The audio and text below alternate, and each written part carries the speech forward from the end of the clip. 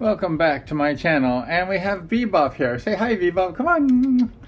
Yesterday we had the Paul Belisle blog, the childhood days of Paul Belisle.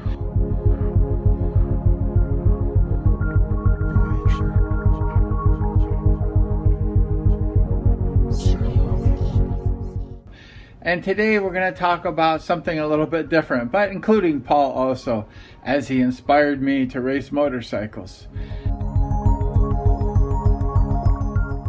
After our experience with getting stuck in Saddleback Park, I decided I would have to work and earn some money to save for another motorcycle.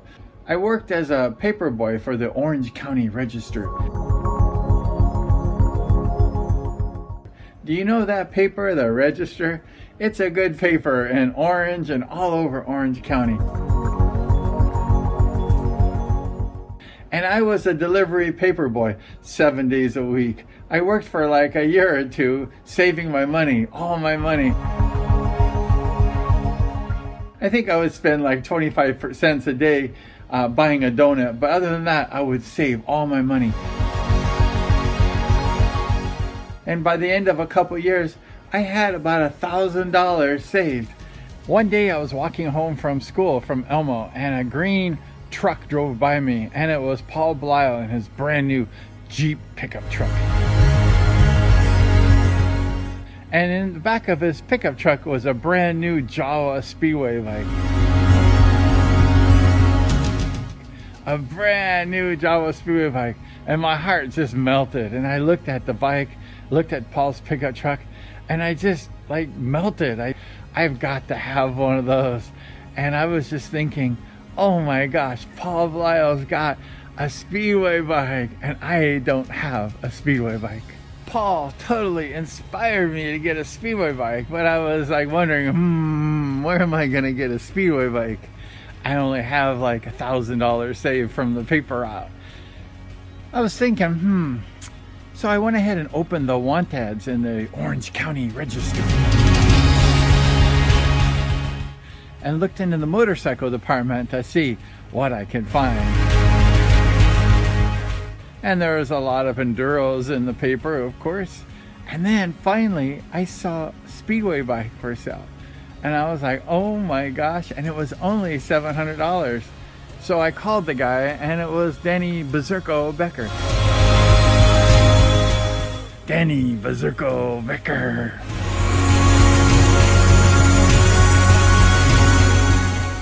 And Danny was selling this bike. It was a motorcycle that he had got for free from one of his sponsors, and he didn't want it no more. It's a JAP with a 22-inch tire. Really crazy setup, but I didn't care.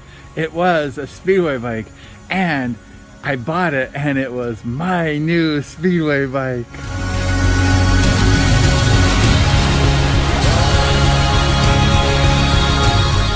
I bought that Speedway bike from Danny and loaded it up in the back of my mom's Pinto station wagon. I would bring the bike up into the station wagon, cross the handlebars up, and then throw it in the back of the carpet and roll it to the front. The handlebars were in my head as I was driving home. I was like, I have a new Speedway bike and I don't care. I'd take the bike out and I would see how it run in the street, and it had a straight pipe. There was no mufflers back in those days, and they were really loud, and my neighbors just hated me when I started my Speedway bike. I would like burn out in the street and take off, and the people would like call the police on me. And then I practiced my wheelies on that thing, and it was really scary. It was like riding a rocket ship. The thing was just like crazy. I was just a 16-year-old kid at the time. And it was towards the end of the Speedway season. And I was thinking, I need to ride this thing on a Speedway track. I was a little nervous, and I asked my friend, Paul, exactly where can I practice on this Speedway bike? I have a bike like you now. Now we're even. Paul told me that, remember when you watched me race at the OCIR? Paul said, that's where you go practice every like Wednesday night or something. So I went ahead and went there on Wednesday night, and the Speedway track was open. I remember seeing Steve Colombo. Do you remember that guy, Steve Colombo? He was always practicing there. And I just started, like, my first time on a Speedway bike. I didn't know what I was doing. I got on the bike and I went around and I said, I'm on a Speedway bike now. And I was very nervous, and I went to my first turn and I gassed it into my turn, and I said, you must fall down now, Brian. And I fell down my first turn and I wasn't hurt. I picked myself up and I said, okay, now you fall no more. You've got it out of your blood, and now we're gonna start riding. After just one practice or so, I felt I was a top pro. I was a top pro at racing Speedway. And I called the SRA, the Speedway Racing Association. And I asked them, I want a Speedway license, what do I need? And I needed a physical. So I got the papers for the physical and went to the doctor. And they said, you need to take a rider's test. And I said, where do I take a rider's test? And they said, at the OCIR, the place where I was practicing. And one night, John Snyder, he went ahead and he came out and he gave me the riding test. And I guess I did okay for a D3 rider. It wasn't very good. And then he said, okay, now you must crash, you must fall. And then we must judge you to see if you can crash good enough. I went in the turn and I did a beautiful lay down and I didn't get hurt. And he said, congratulations, Brian. You're a professional Speedway rider now.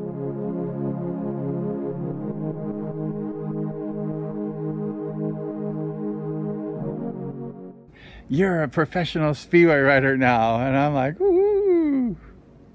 Now, I had a bike and Paul had a bike. We both had two bikes, one each. And now we could race each other. And Paul and I raced many times against each other at Costa Mesa and other tracks.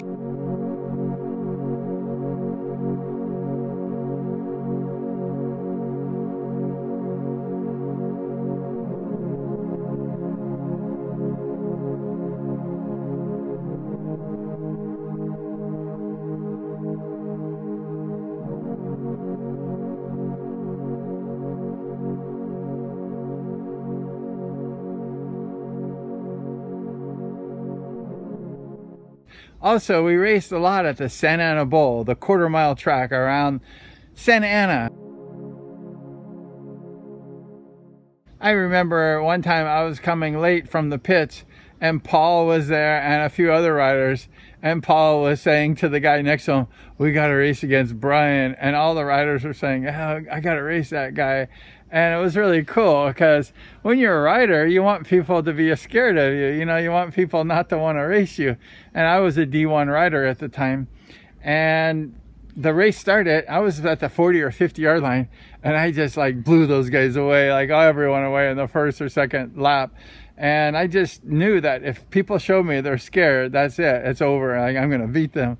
And Paul was just a really great sport. He was just a great guy, a good sportsman. He was a happy-go-lucky guy, and I was a fiery competitor. I hated to lose. And Paul just was a happy-go-lucky guy, like I said, and he just was enjoying himself a lot.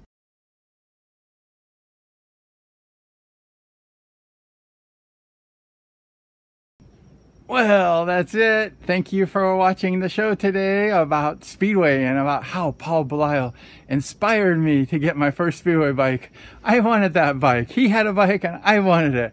I think it's called childhood jealousy, but whatever it is, I'm grateful for Paul, and I never got to thank him for that. So thank you, Paul in heaven, for inspiring me to be a Speedway motorcycle rider.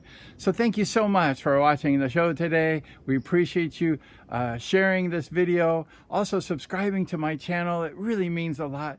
So thank you so much. So please like, share, subscribe, and ring that bell.